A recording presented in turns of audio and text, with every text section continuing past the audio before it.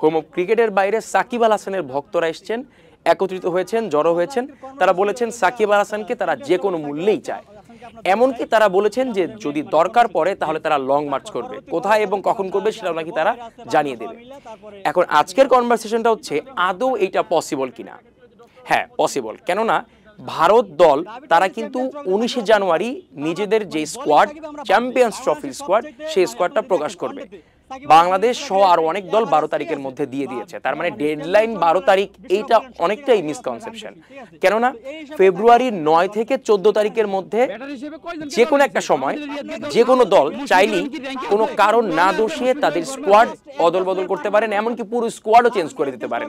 সেই অথরিটি এখনো আছে।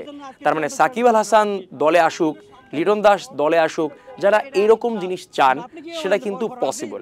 তবে এই পসিবল জিনিসটা আসলে বিসিবি কিভাবে করে দেখায় সেটাই দেখার বিষয়। আর আরেকটা বিষয় হচ্ছে সাকিব আল হাসানের টপিকটা।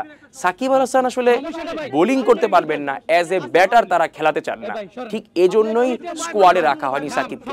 অথচ এর আগের সিচুয়েশনটা যদি আপনারা দেখেন, যে বোলিং এর সমস্যার আগে একটা কনসার্নের জায়গা ছিল, যেহেতু সাকিব আল হাসান রাজনীতির সঙ্গে সংযুক্ত ছিলেন, তাই একটা নিরাপত্তা জায়গা ছিল যে বাংলাদেশে তিনি খেলতে পারবেন না। বাট চ্যাম্পিয়ন্স ট্রফির যে আসলে ভেন্যু সেটা পাকিস্তান এবং দুবাই, সেক্ষেত্রে সাকিব আল হাসানের সমস্যা হওয়ার কথা ছিল না।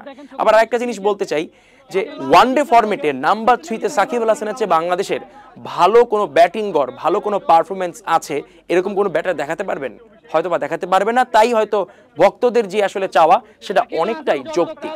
তাই তাদের আসলে এই আন্দোলন, তাদের এই মানববন্ধন, সেটা দিন শেষে কি রেজাল্ট দেয় সেটা আসলে সময় বলবে।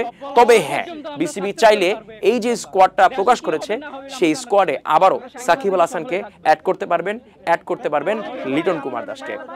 ধন্যবাদ এতক্ষণ আমার সাথে থাকার জন্য। আসসালামু আলাইকুম।